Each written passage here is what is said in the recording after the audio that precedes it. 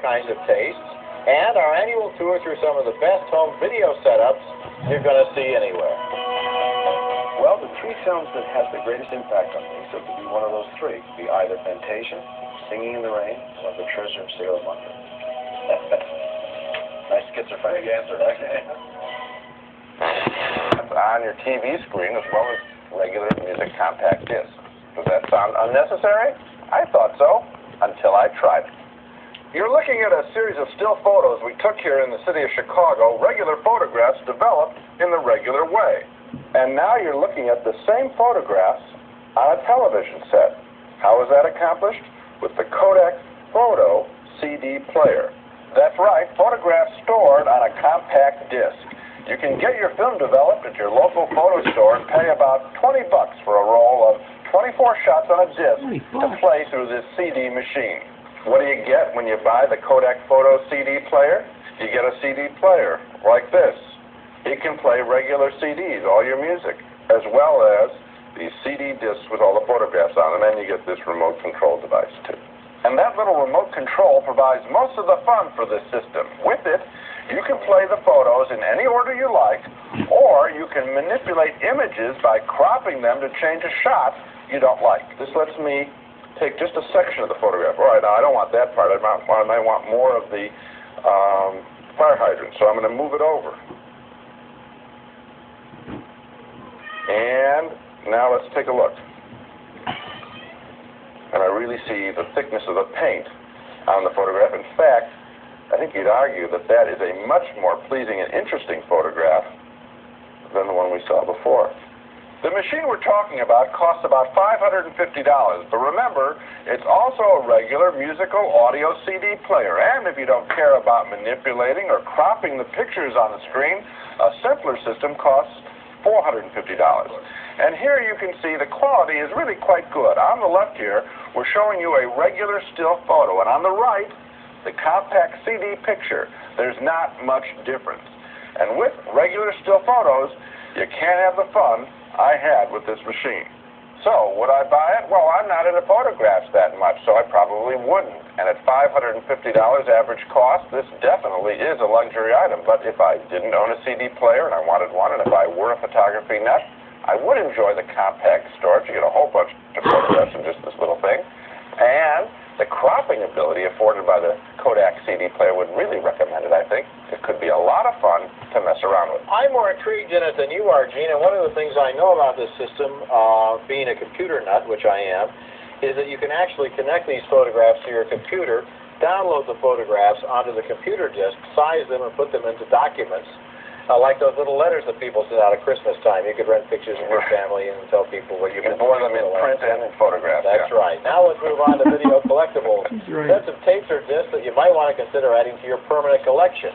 When I started going to the movies, they always played a color cartoon before the main feature, and now dozens of the greatest cartoon classics are available in beautiful box sets of 5 discs each, selling for $99. Here's a sample from the golden age of Looney Tunes. And that's not all, folks. Robert Altman remains one of the most inventive and original of all modern movie directors, and he demonstrates that in Tanner 88, an 11-part series that was filmed during the 1988 presidential campaign that played on HBO. It has now finally been released on Laserdisc. Altman used actor Michael Murphy to play a fictional presidential candidate named Tanner and ran him in the primaries right alongside the real candidate. Well, the Republicans are going to be tough this year, but we wish you the best. Looking tougher all the time. Congratulations. And I have the strangest impression there that Pat Robertson thinks that Tanner really is some Democrat he just hasn't heard of yet. The result is uncanny, a behind-the-scenes look at a fake political campaign that seems more convincing sometimes than some of the real ones. Well, I think that's something that I would be intrigued enough to actually certainly rent and maybe buy. My collectible suggestions begin with a wonderful 4-disc, 4-film collection called Rediscovering Myrna Loy. Myrna Loy was a huge star in the 30s, although today best known for her Thin Man films with William Powell. She also co-starred with Clark Gable in films like Manhattan Melodrama from 1934. Up to a minute ago, I loved you very dearly. You were all that mattered. But right now, I can't even remember having been in love. I also strongly recommend a collection called Monty Python's Parent Sketch Not Included, featuring classic bits from 20 years of offbeat comedy from the English comedy troupe. The tape begins with this clever introduction from Steve Martin. Funny. Brilliantly funny. But enough about me. What about this Monty Python crowd? It also includes classic Python sketches like this famous bit.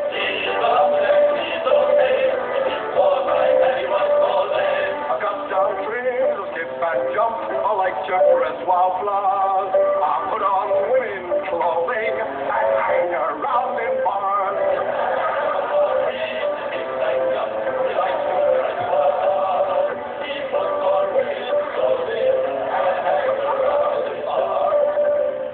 You know, there's an innocence to that tape. There's a sweetness to it that I think has really gone from a lot of humor today. I like the moment when the mouthies begin to realize what they're saying. Yes, it's very good.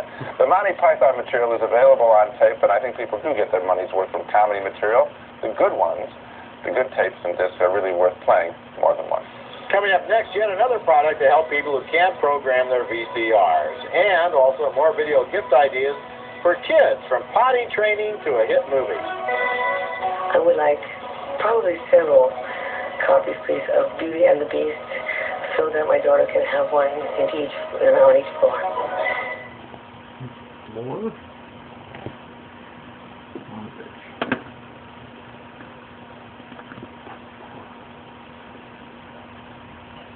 Roger repeats it over and over and over. The technology is not my bag. I have yet to successfully program a VCR. I think I wear that as a badge of honor. And this year there's yet another product for people who have the same problem. It's called the VCR Voice Programmer, and I tested it out. All right, let's see if we can make this VCR Voice Programmer work. And one of the things we have to do right away is train it to recognize the sound of our voice. So this is going to give me all sorts of cues to say certain words that you use in programming your VCR, and I'll have to say them. It'll be imprinted here, encoded, and then it will be recognized when I use it again. So here comes the training exercise. This ought to be very amusing for everybody but me. Friday, 12, Tuesday. While I'm loading up the VCR Voice Programmer, we'll go through some important consumer information. This little toy has a list price of $169. Up to 4 family members can store their voices in the machine. So how well does it work? Okay, let's see if the VCR Voice Programmer recognizes my voice. And in addition to programming your VCR, it also allows you to operate your VCR. So you're in the corner of your bedroom or something and you want to yell out a command, but, just play something. Didn't want to say it too loud for the machine to hear me. To play something, let's see if it works. Here we go. I press VCR, and then I'm going to issue a command. Play. Fast forward. Stop. Now let's see if we can get the VCR voice program to actually respond to my voice and record a television program just using my voice. In the past, using my head and my hands has not worked. Here come the prompts to tell me to use my voice. 2, Saturday. 6:30 p.m. 7 p.m. All plugged in. I want to watch Channel 2, Saturday. 6:30 is the start time, p.m. End time, 7 o'clock p.m. That's when the Cisco and Ebert Show plays here in Chicago. Okay, let's see if the VCR Voice Programmer really works. I'm going to press, let's see if it really recorded our show. Here we go. Press the VCR button and then say the magic word. Play. I think if you push the tape in, Gene, it will probably work better. Okay, now why don't you try it again? That really does help, huh? Yeah. Play. Hey!